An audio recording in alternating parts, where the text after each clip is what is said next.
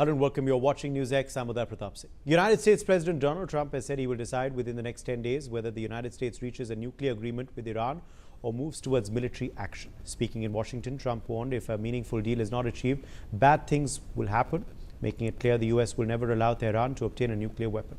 The pressure is already escalating. Iran's Revolutionary Guard has temporarily shut down the Strait of Hormuz for live-fire drills, a bold show of force along a corridor that carries roughly one-fifth of the world's oil supply. Markets are reacting with crude prices climbing as fears of disruption grow. Behind the scenes, high-stakes talks continue in Geneva. But Vice President J.D. Vance says Iran is yet to accept key American red lines on uranium enrichment and regional proxy activity. Meanwhile, the Pentagon is mounting its most significant regional buildup in decades, deploying 2 carrier strike groups, including the USS Gerald R. Ford, along with advanced fighter jets and strategic bombers. Iran's Supreme Leader Ali Khamenei is warning of decisive retaliation if the United States strikes. The clock is then ticking. 10 days to diplomacy or the risk of a conflict that could ignite the region and shake the global economy. Joining us live is Ambassador Pradeep Kapoor, former diplomat. We also have Major General Rajan Kochar, defense expert, live with us. Shruti Das Gupta, foreign affairs expert, joins us live. Arvind Singh Tejawat, foreign affairs expert, is also with us live in the broadcast. Let me make a start with you first, Ambassador Kapoor, on what you make of this big development, of course, between US and Iran. A statement coming in that there could be consequences, bad things could happen is what the US president has said. What is he indicating, Ambassador Kapoor? And how soon could bad things happen, quote unquote? Well, I guess it's absolutely on the tipping line currently. And it would be 50% of it going either way. But the way the build-up has happened, the chances of some strike happening are higher than, not higher than earlier. And I guess they have been keeping up a lot of pressure, hoping that there'll be an internal collapse of the regime or some sort of an implosion. But they were able to control all the demonstrations and protests by, killing a large number of people. Some counts say that over 7,000 killed. But Iran is also in a very sort of strategic situation vis-a-vis global supply chains, vis-a-vis oil supplies, vis-a-vis the shipping through the Straits of Hormuz, plus their threats to, attack U.S. bases and U.S. personnel. While they have lost a lot of strength recently through the debilitation of the Hezbollah, the Hamas, the Houthis, and their other, terrorist groups, but they still retain capacity, because if you compare the Israel and Iran equation in terms of population, Iran is much bigger. In terms of the army, it's much bigger. In terms of the space, it is much bigger. In terms of its strategic location, it is also very important. So it has certain advantages. Plus, external support for Iran is also tremendous from countries like China in particular. And then you have Russia also supporting. Then you have some of the Arab countries supporting. So when you put all that together in a mix, it is not easy for America to deal with Iran in the way that it wants to. The other aspect is the domestic compulsions in America also. In the sense, it could lead to protests on the streets against this sort of action on Iran in the US cities. It could also lead to more sort of intervention by Congress and sort of people trying to even intervene through the judicial system to stop this sort of thing happening. But with the current administration and the current president, once he makes up his mind, then he sort of finds ways to go ahead with whatever decision he takes. So I guess we would have to wait for just a matter of a day or two to see what is happening and whether it's going to unfold the way that is being expected by a large number of countries. Iran has, of course, made some conciliatory statements that they want to indulge in diplomacy and they want to continue the path of negotiations. But US is putting pressure that till you really mean business, we are not going to be believing what you're saying. Back to you, Uday. Okay, let me take that to you, Major General Rajan Kochar, on what you make of these recent moves by Iran as well. Obviously, Iran is trying to say they're not backing down. The closure of Strait of Hormuz, the other drills that they've been doing on land and at sea. also the collaborations with Russia that has been happening as well. Clearly the posturing of Iran and this response is very clear as well and says something. What does it say according to you? Thank you, Uday. Let me talk, I think, brass tacks, because the writing is on the wall for Iran, because it's not very far from here today, what we are discussing, that a strike is actually imminent, because whatever people may say that America is had a lot of patience so far and would not like to get into a warlike situation, which is a fact which Ambassador Kapoor also alluded to. But Donald Trump has got very few options left, because in case there is no agreement, I don't see any agreement coming about, because you see, even though these talks are prolonged and one talk from another and to another, and positive signals are coming from Iran, saying that the talks have been constructive and we are now into communication and I think the next round and all. But what are the concessions Iran is prepared to give? Because nobody talks about that. When America is very, very clear that, okay, we will not interfere into your missile program, you carry on the way it is, because America reconciled to that. The second is the proxies also, America is reconciled to that, okay, you carry on with whatever proxies you are. But the basic thing is the nuclear aspect. And the second important hidden aspect is the oil, because nobody talks about that oil part. Because that oil part is troubling Trump more than the nuclear part, let me tell you that. So, coming to the nuclear aspects, US wants 20% uranium enrichment and below, because that is what will dictate a peaceful process for a peace energy process. And anything beyond 60%, you are going to the realm of making a nuclear bomb. It could be a tactical nuclear weapon, or it could be a proper nuclear weapon. So what I actually visualize as of now is that why Donald Trump is saying 10 days, he's coming out with specific time periods, because I think his patience is running out. And there is a tremendous pressure, because being a military man, I can understand if an army of the kind American army is, if you tell that army to be on standby for 1 month, for 45 days, there is an unrest in the minds of the soldier also, because they don't know what is the political aim, because from a political aim will flow the military aim. So once you have defined the political aim, then you must launch the strike. Why the wait is taking place? Because Trump knows that even after carrying out this strike, the objective is not going to be achieved. Because objective is a halt to the nuclear program. Even after you launch the strike on a civilization state like Iran, you can't compare it with the Iraq war. Because Iraq, the dynamics were different. Here, Iran dynamics are different. And you have already made an announcement that I will not have boots on ground. So if you don't have boots on ground, there cannot be any regime change. So the objective is actually lost, because the main objective of America is a regime change, which I think is not going to happen. Even if you launch a strike, you may destroy command control post, or you may kill 100 of their soldiers. After that, what? The Iranian force remains intact, maybe degraded by some 30%, 40%, but the objective is not achieved. So that's why Trump is reluctant to start this campaign of war, because once you start this war, you and me sitting here will never be able to predict that when this will end. It can be 10 days, it can be 20 days, it can be 30 days, it can be months. And what will be the impact on the supply chain in the world, which Ambassador Kapoor also mentioned?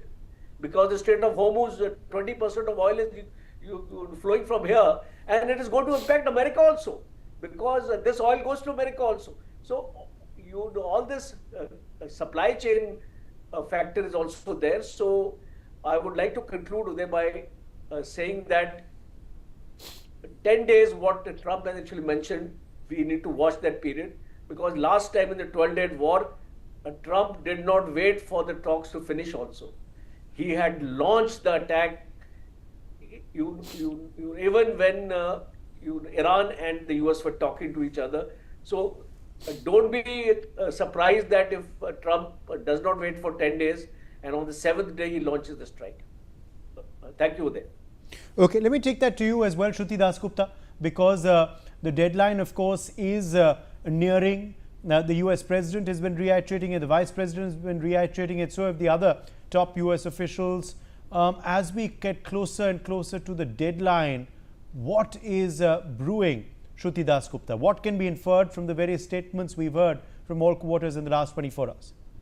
Well, let's look at what they did first. Iran went to UN and asked for protection because as a UN is a peacekeeping organization, it should have been the first to react to any kind of military pressure on one nation through the other.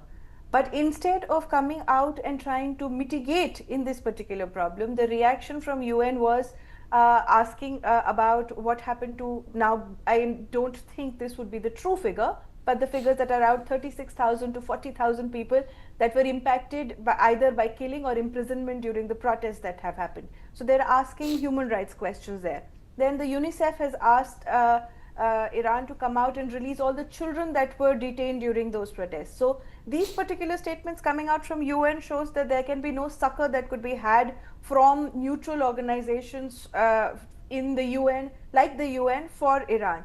It also shows that most of the world's power brokers are in favor of whatever action US is going to take. They are going to side with USA, even if they choose to do a limited military strike on Iran, which is where this is supposed to be headed. Not a full-out war, although the prep looks like a full-out war that could lead to multi-day level of wars.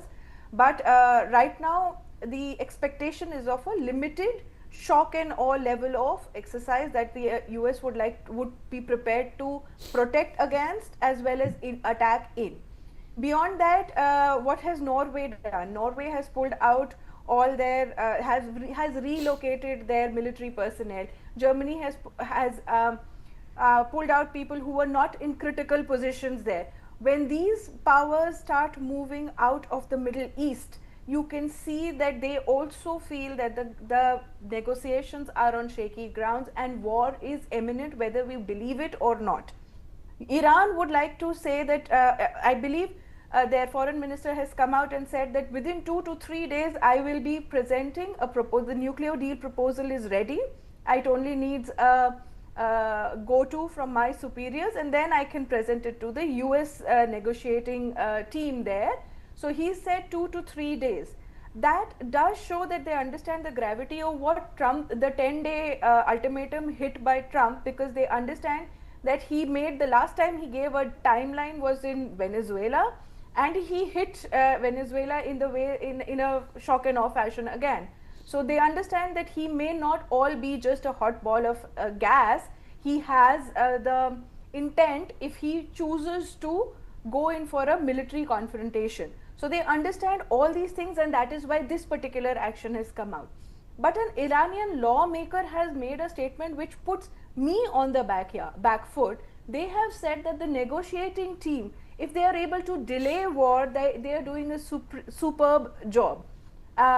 This particular statement can mean two things, that if they can delay war and negotiate, or delay war till Iran is also in a better capability to react to any military aggression that US tends to pose to Iran currently. So this statement has elements of Iranian aggression hidden within it, and for me it is an indication that Iran is also pretty much aware that this may not end at the negotiating table, and there will be some sort of gunfire, some sort of exchange of military might happening, because such a huge build-up if Trump withdraws it, it is going to weaken his geopolitical position as a person without actually having to. It's a very expensive war for Trump without having fired a single bullet. Just the presence of those two armadas there is extremely expensive for USA. So without actually getting the muscle flex moment like it did in Venezuela attacks, without that he would not be able to justify it to his voters. They would certainly feel cheated. Why did he need to do this if he was going to bend at the negotiating table? So let me get in Arvind Singh Tejawat as well. Arvind Singh Tejawat, the limited military strike, sanctions, all-out conflict, what are we staring at perhaps in the next 48 to 72 hours? I suppose that what the co-chair Saab, my previous speaker, said, that it's not the nuclear reactors, it's the oil that the United States is doing all the things that making a complete game plan. So I suppose it's not a reactors. And what exactly the United States logic? The United States is saying that he's willing to means bombardment on Iran because the United States is having a fear that maybe in coming future, the Iran by its atomic weapons willing to kill our people. So that's why they are willing to kill the Iranians in advance. So I think it's not justified at all. And so in that way, actually, they are just willing to be a superpower all along. So that's the only reason, I suppose, that the United States is willing to bombardment on Iran.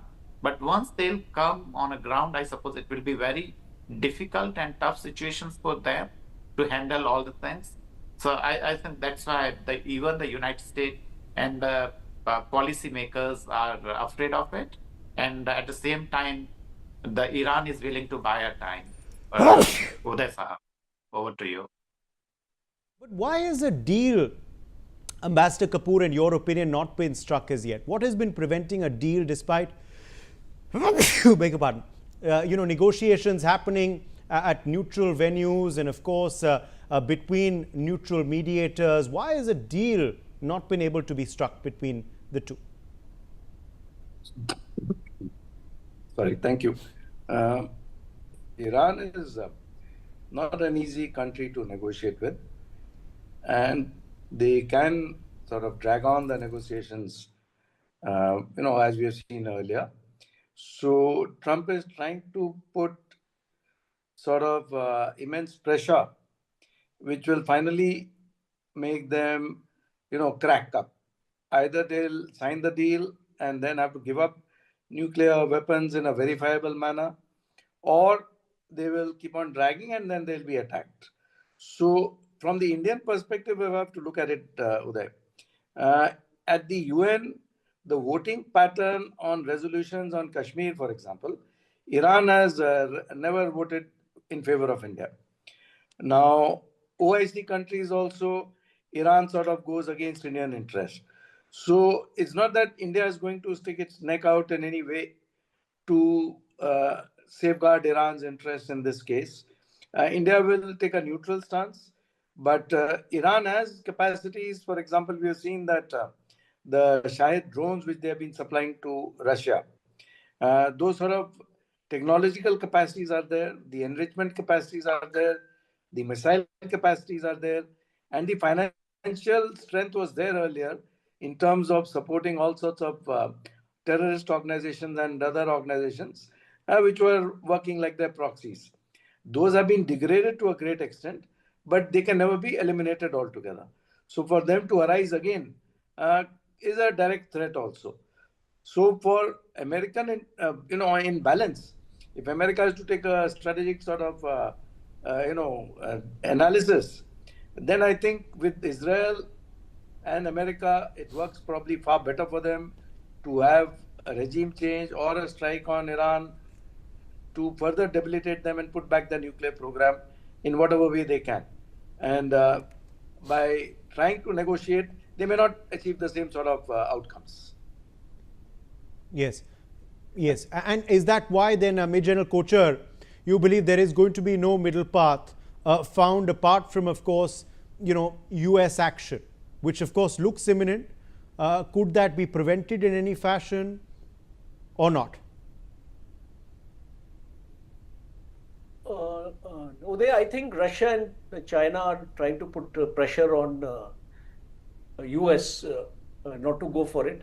And also, you see these Muslim countries in the Gulf also, because Qatar has Al Udeid Air Base, it's the American Central Command's primary air operation hub. So it's going to get targeted. So Qatar is not interested. That should be a war. Bahrain is the next one where it is the home to the US Fifth Fleet. So they are not interested. UAE again has got US assets there, and you see all these missiles and all. You may stop 10, 20, 30, but a few missiles will always go through. So there is a problem here, and Iraq and Syria also.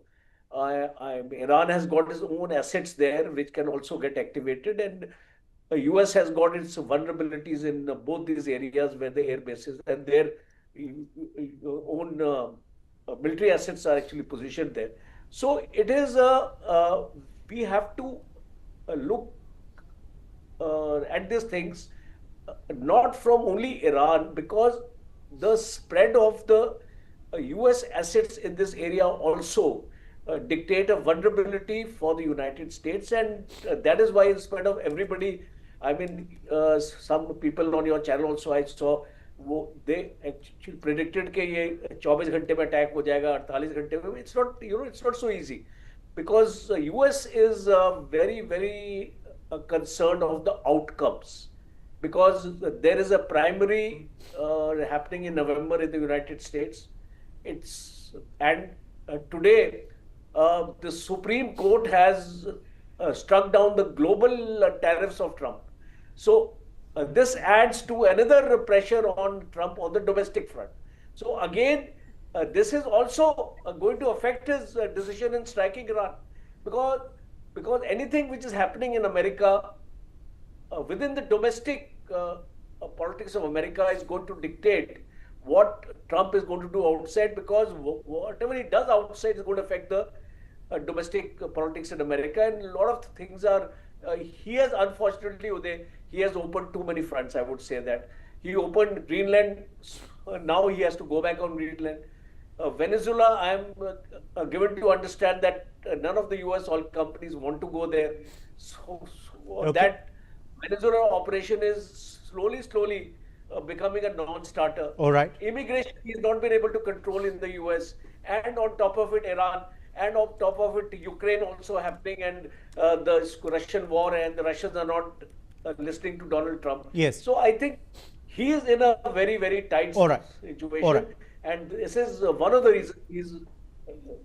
Yes. Shruti Dasgupta, do you believe then it could be a limited strike at least for the optics? It is going to be. The world cannot afford to have a long time war like we are seeing in Ukraine, which is running into its fourth year now, has completed almost its fourth year now, and is into its fifth year. So we cannot afford to have another front which is going to have months and months of war-like situation, because as my esteemed co-panelists have stated, the world's oil supply depends on a short, simple solution to the problem US and Iran find themselves in. They need to resolve it one way or the other, whether at the diplomatic table or across borders with missiles targeting each other. It has to be short, sweet and fast, and whichever faction wins, the oil supply should not be disrupted. It is going, as people have said it before me, it is going to impact the world economy as such.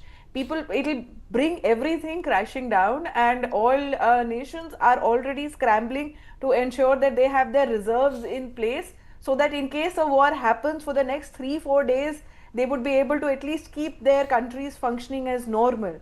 So these are a few things that will ensure that the war will be limited, short duration, as well as very precise, because America, if it does decide to go into this as military action as we're all predicting it would need to have precise action on exact locations which would defang Iran completely. Okay. Because if they allow any sort of leeway Yes. for Iran to Yes. react, it will be very deadly for All right, them. I'm afraid we've run out of time. Appreciate you joining us, all our guests on the broadcast. Now, the Dow Jones, Nasdaq and S&P 500 quickly risen after the Supreme Court ruled that President Trump's Liberation Day tariffs are illegal. The S&P 500 and the Dow Jones Industrial Average have both moved up 0.4% on Friday. The Nasdaq Composite rose 0.6%. This comes after the three averages had opened the day's session in the red. Dr. Sharat Kohli, economist, joins us on the broadcast. Dr. Kohli, how do you react to the markets? What the markets are saying about the Supreme Court ruling against tariffs? Well, it's a big development today for the stock markets. The stock markets have been reacting very negatively ever since the reciprocal tariffs were levied from 2nd of April 2025. I think it's a huge relief for the market because this was impacting the American companies' costs, the cost of imports, the cost of raw materials, the cost of packaging, just about everything had gone up. And I think that had resulted in pressure on stock markets. Although having said that, I would say that the markets had recovered. So I think we need to wait for the entire day in America to be complete. They've just about started the day and we had the Supreme Court judgment, but a very, very critical judgment, I must say. And I'm sure this happiness of stock markets may not last for too long because there is the Iran news, which is probably going to come. I think there may be an attempt to divert the attention of people by attacking Iran. And I'm also told that Section 232 is going to be explored where he wants to levy tariff under some other section, that is Section 232 on the unfair trade practices, or some other clause, I'm sure, because it's a question of his prestige now. $175 billion of tariff collected so far, according to the judgment, needs to be returned to the importers. So I think the stock market will like to wait for a while before celebrating, knowing President Trump, he's not going to give up that easily, Uday. All right, appreciate you joining us, Dr. Kohli, with your perspective. On that note, a quick break.